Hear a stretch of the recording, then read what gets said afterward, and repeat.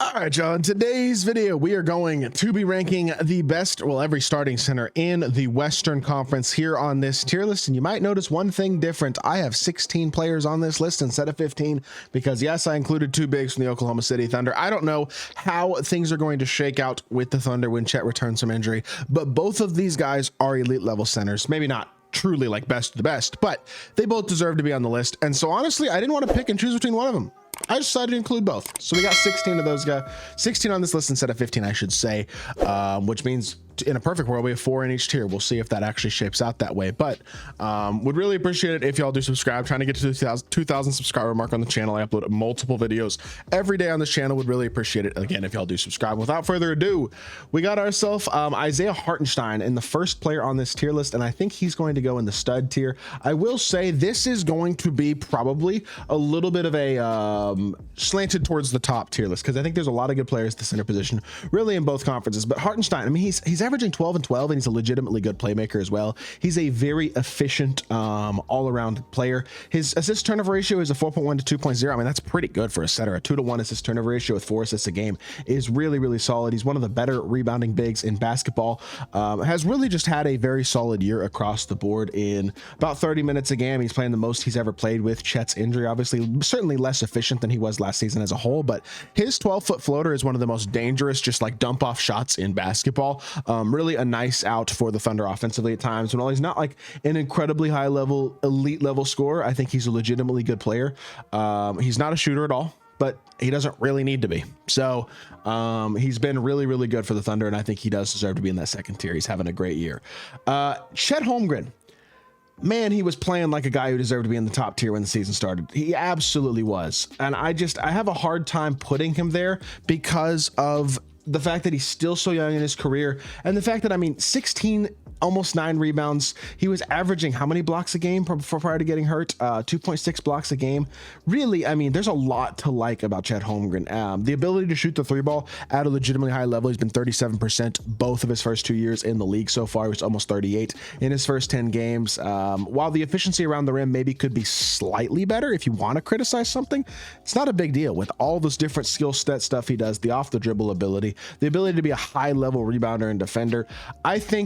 I mean, he's probably one of the closest things to Wemby that we have to Wemby in basketball, besides Wemby anyway. And I mean, Wemby's on this list later, but I don't think he's quite on that top tier. It's close. You could make the argument. I wouldn't be mad at you. I'm leaving him a stud right now. We'll see how he is once he gets healthy and in the playoffs this year. Could easily move him up. But for right now, I think we're leaving him in the stud tier. Same thing with Şengün. Really good player. Don't think he's quite top tier worthy at this point in his career, but he's been I think he's the best player on a team that's the second seed in the West. The third seed in the West. Having a great year across. No, second seed in the West. What am I talking about? Having a great year across the board. 19 points, 10.5 rebounds. Has not shot the 3-ball well all year. He's shot, I mean, just really, really poorly. He's never been a great shooter, but this year he's been a very bad one from outside. But from inside, again, while still worse than the last couple seasons, it could certainly be better. 51.5%, you want more than that, but you can't argue with 19, 10, and 5. He is as good a playmaker as there is in basketball at the center position, with the exception of 1 or 2 guys, both of whom are on this list.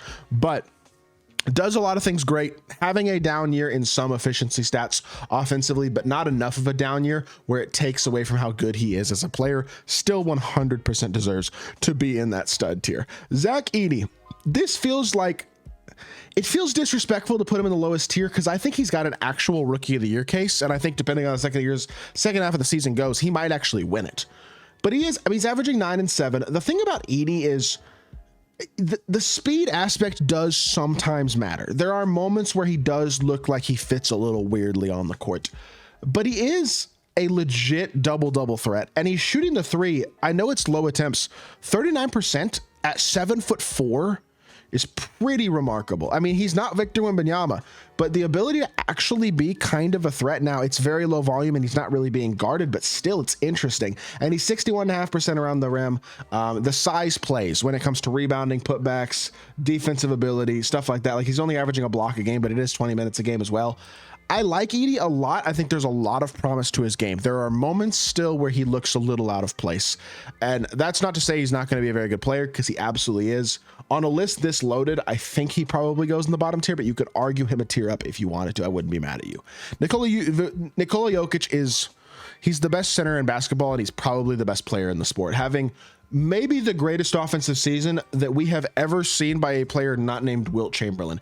In all honesty, I mean, 30 points, 13 rebounds, and 10 assists on 56, 47, 80.5. Like, this is ridiculous. And he's not even been as efficient from 2-point range as he's been in previous years. The fact that he's shooting 47% from 3 is mind-boggling.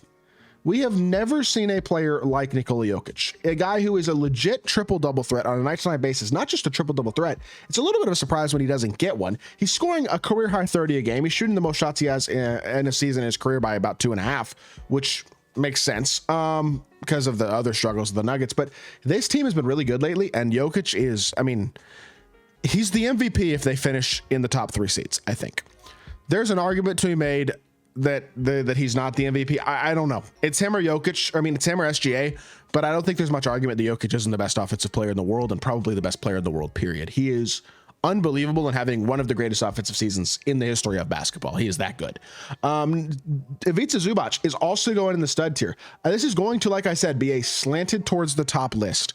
But dude, Zubac is having a great year, and I would be disrespecting him to not put him in that stud tier. I know it's only 15 and 12.5, but come on, it's 61% from the field. It's high level efficiency on the interior at a higher volume, and 12.5 rebounds plus a game, plus being a legitimately impactful rim protector. Not a ton of blocked shots, but the size is a deterrent. I really think Zubac is probably one of the most underrated players in basketball right now. He's having maybe not an all-star season, but not that far off of it. He's been a huge piece of the Clippers' success. And really, I mean, he's not a dominant big in the way you think of as a scorer, but the 3-and-D, or not 3-and-D, but the two-way ability that he provides on the interior is really valuable, and he's a great player. I think he legitimately is having a stud caliber season. I don't have an issue with that.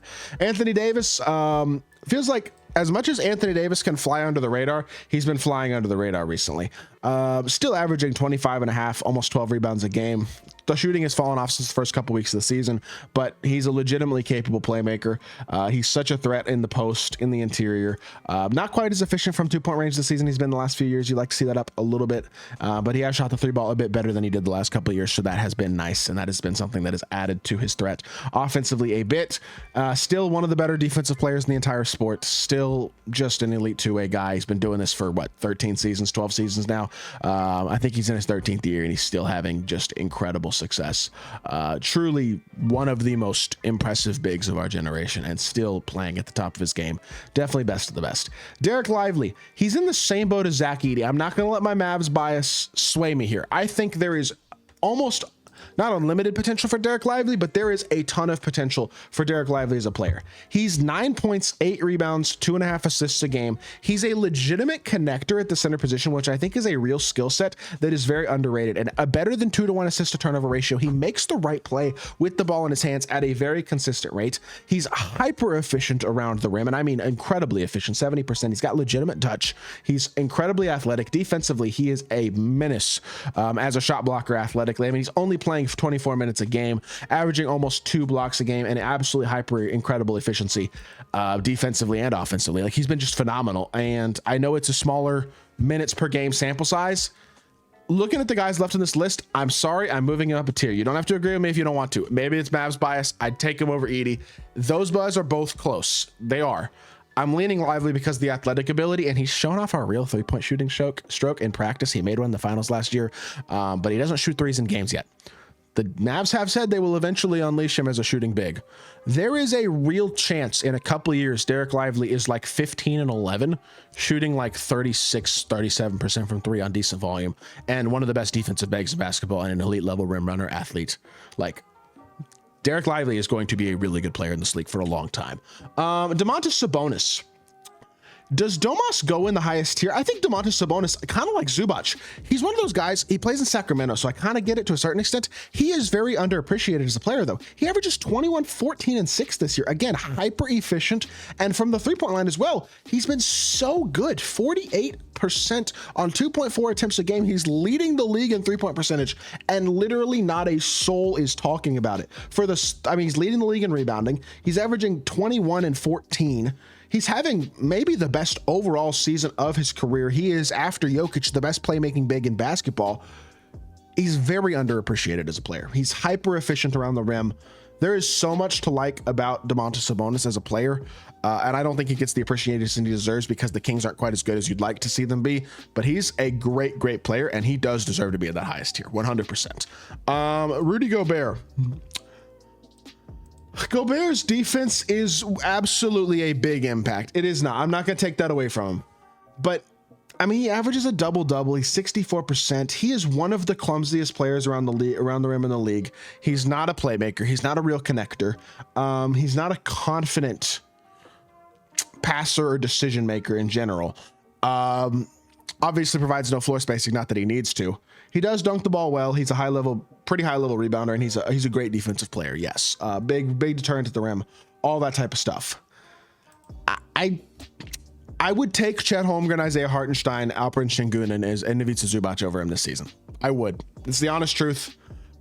This is probably going to be one of the most controversial takes on the list. I just don't think he does that much of like truly high level impressive stuff at this point in his career. I've never been a big Zubac or a big Rudy fan. You don't have to agree with me. There are gonna be people who are probably annoyed at me, and that's understandable. But me personally, I'm not putting him in the highest two tiers. And if you want to be mad at me, you can. I might get some criticism for that one in the tier list, but we'll see. Nick Richards has been awesome first couple of games for the Suns, especially his first game. He had like a 21-point double-double. There's a lot of promise to him as a player. The thing that Nick Richards has done really well throughout his career, not as much this season, but in general, is to be a very, very efficient at the rim scorer and a double-double type machine. He's a rebounder. He's a high-level efficiency finisher around the rim. He hasn't been quite as good in Charlotte this year, but his first couple of games in Phoenix have been good. He's going to play more in Phoenix. He's going to get more minutes. He's going to have more of an opportunity to make a consistent impact. I think there's a chance in a world where he plays well enough, where he plays himself out of the bottom tier. And he's certainly a massive center upgrade over Nurkic. I think if I were still putting Nurkic on this list as the starting center for Phoenix, I would have to make his own tier and put him at the bottom. He is worlds better than Nurkic, but even so, I still think he's in the lowest tier at this point. He's got to prove a little bit more to me, that he can be a little more impactful defensively and consistently good on a good team, which I think he's going to be able to do. So we'll see what happens. Trayce Jackson-Davis, I mean, obviously, he's not a super impactful dude, but he's averaging, 8.5, 6.5. Efficient around the rim, doesn't shoot free throws well, doesn't shoot the ball at all from the three-point line. But I don't know. He's kind of a guy. He's not a great defensive big. He doesn't have incredibly elite level size. I mean, he's legitimately 6'9". Like, he's not huge. Not an elite level center in general. I don't really think he hasn't been nearly as efficient around the rim as he was last season, which was one of the biggest strengths of his game this season as well as in college. He doesn't do enough for me, and he's a role player, but I'm not sure he's really a starting center at this point in this league compared to the majority of everybody else. I think he's probably right now the lowest player on the tier list. He was amazing in college, and he does deserve to have a role on a team in this league. I'm not sure he's a high-level starting center, though, at this point. Wemby is obviously going to go in that highest tier as well. That's going to be our final player in the best of the best tier. Victor Wembanyama has been a revelation, as we kind of expected he would be, and it's just incredibly impressive. 24.5, 11 rebounds, 3.7 assists, 47%, 35% from three for the season. But he did start the year shooting the ball pretty poorly from three. Has slumped a little bit as of late, compared to what he was doing anyway. I mean, his production recently hasn't been quite as good, but the dude is averaging 4 blocks a game. He's the best defensive player in the sport. He is a generational talent in so many different ways. We've never seen a player with his size shoot even close to the way that he shoots the ball, especially on the amount that he shoots it. Obviously, there are improvements that can be made in terms of his post game. Sometimes some of that mid-range touch could be improved upon, and some of the decision making. He needs to protect the ball a little better. He averages 3.4 turnovers a game, which is certainly not great. But as a whole, He is a generational prospect in every sense of the word. That's not a term I use lightly. He's in his second season. He just turned 21. He's going to be one of the best players in the sport, period. I mean, he already kind of is. And so definitely in that best of the best tier. Deandre Ayton, I do not care what the stats say. I know his stats are probably a little bit better than Rudy Gobert and Dereck Lively on the surface.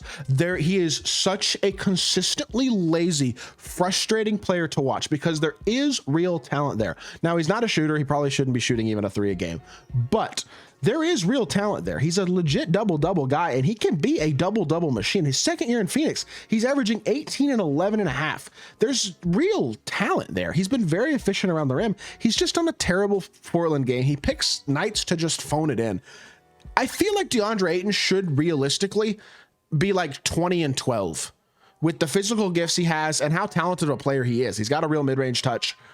I think DeAndre Ayton's actually a good player. He's just a lazy player. And it's honestly pretty frustrating because I think there's a lot of talent there. I just don't think he uses it to its best ability. Is the lowest tier unfair to him? Maybe, but I don't know. Maybe I'm taking my own frustration that he's not as good as he should be out on him and breaking him a tier too low. I will put him in the second to lowest tier, but I'm still frustrated with DeAndre Ayton because I don't think he's reaching his potential the way that he has the ability to, I guess. Yves Missi has been really, really nice. Missi has been kind of a revelation for the Pelicans, who did not have a serious center going into the season and has been really, really good. I mean, 21st overall pick, has played great. He's only 20 years old. Has he been insane? No, but he's been decently efficient. He's averaging 9 and 8. He's a legitimate shot blocker. He's athletic. There's some talent there, and there is like a legit future big in there. Absolutely.